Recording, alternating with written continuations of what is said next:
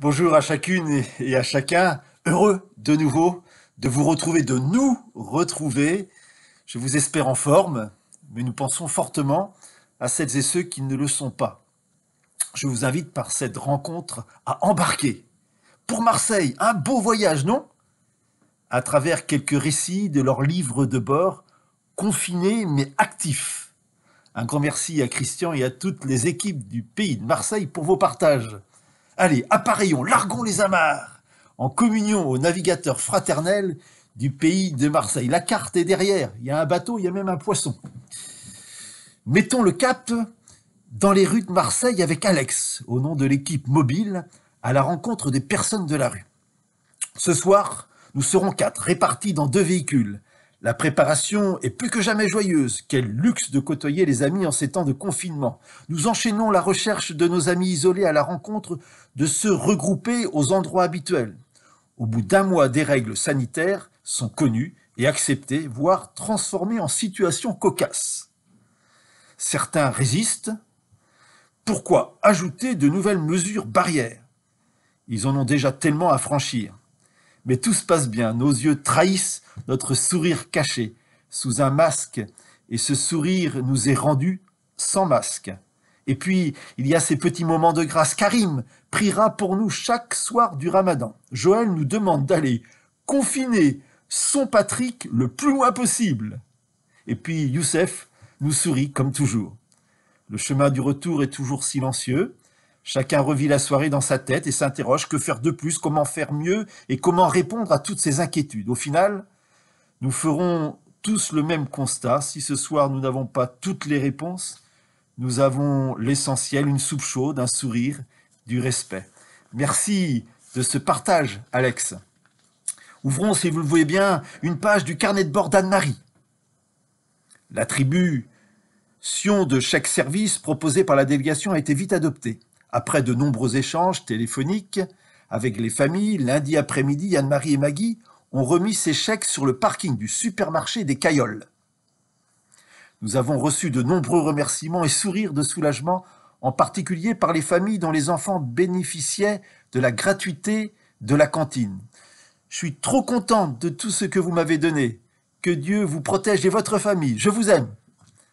Abdelkarim nous a parlé des tensions avec la personne avec laquelle il partage un logement, car sans ressources, il ne peut plus contribuer aux charges. Pour Samira, maman de 3 enfants, dont le dernier âgé de 3 ans est autiste, son souci, c'est de ne plus être accueillie par son ami qui ne supporte plus la charge des enfants à la maison. Merci Anne-Marie. Virons de bord, allez, naviguons maintenant avec le récit de Laurent. Le Secours catholique a été sollicité pour appuyer la coordination de la distribution d'urgence dans le quartier de la Belle de Mai, quartier considéré comme un des plus pauvres d'Europe. Les bénévoles venus prêter main forte étaient d'horizons différents, jeunes et hors réseau du secours, se sont mêlés aux bénévoles habituels qui voulaient faire quelque chose en face de cette crise. La distribution a pu être faisable grâce à l'énergie déployée par le collectif des habitants et habitants du 3e arrondissement de la ville, et les bénévoles ont pu aider de leurs compétences. Les règles de sécurité ont été respectées sans aucune cohue, car les familles venaient par groupe de 10, par créneau de 30 minutes.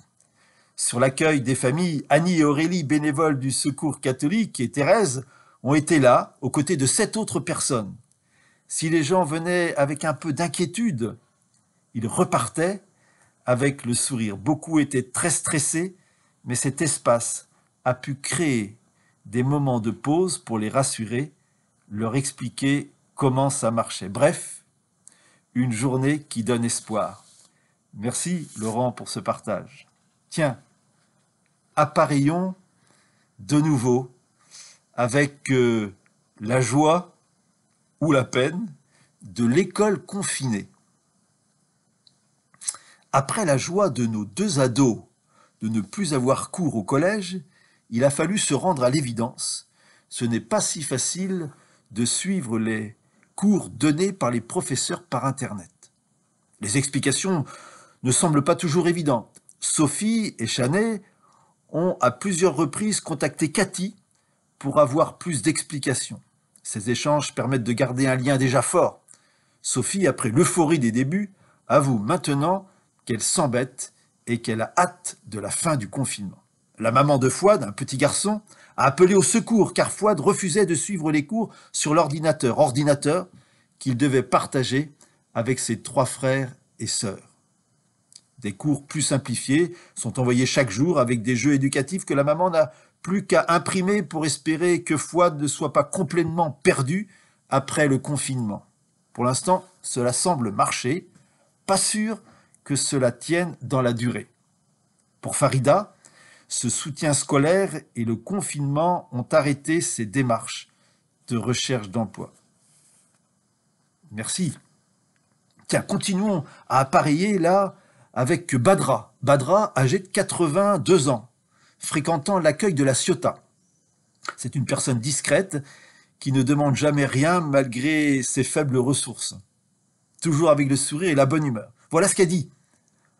Je reste dans mon petit appartement au centre-ville. On m'a fait des feuilles pour aller chercher mes médicaments à la pharmacie. J'achète un peu de pain. Je rentre sagement chez moi. Je regrette de ne pas voir le soleil. Merci Badra sur cette vie confinée. 82 ans. Retournons au centre-ville de Marseille. Allez, avec le petit récit de Gwen. Pour Mirac, jeune adulte albanais, c'est très dur de rester chez soi. Il a très peur de ce qui se passe en Italie.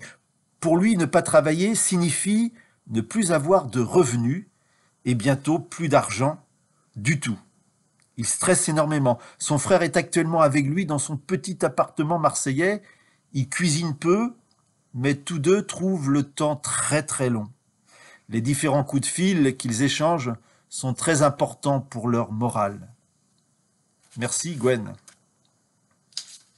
Terminons notre chronique de la vie quotidienne confinée à Marseille par rencontrer Simone. Je m'appelle Simone. Comme beaucoup d'entre nous, je suis confiné vu mon grand âge. Je lis tous les jours les tweets journaliers et j'en profite pour répondre à Dominique, la secrétaire de la délégation, et à notre aumônier. J'envoie de petits messages à mes frères, sœurs des cellules paroissiales d'évangélisation, aux catéchistes, en particulier à nos petits.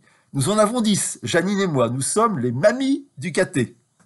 Bien sûr, je prends des nouvelles de ma famille, de tous mes amis. Je profite pour jardiner car j'ai la chance d'habiter un rez de jardin. Je couds des surblouses pour une association. Je fais des réunions par Internet. C'est une mamie moderne. Je frappe dans les mains à 20h tous les soirs pour remercier nos soignants. J'ai fait Pâques avec la personne de mon immeuble. Avec ma voisine, nous nous sommes réunis aussi chez moi, loin, et nous avons prié à l'heure de l'enterrement de Joël qui nous a quittés. Merci, merci beaucoup Simone. Et merci à Marseille pour ce petit voyage rapide, on pourrait le continuer. Comme eux, n'hésitez pas à nous partager quelques pages de vos livres de bord. C'est comme dans le livre des Actes des Apôtres que les chrétiens lisent en ce moment. Nous sommes invités à tendre les voiles de la solidarité, de la fraternité, pas dans de grandes odyssées, mais dans l'attention aux petits gestes possibles, comme chemin d'humanité. En cela, Marseille nous témoigne d'une bonne nouvelle en marche. Merci à tous, prenez bien soin de vous, de vos familles, de vos voisins les plus fragiles, et puis à bientôt, ensemble, pour un nouvel épisode.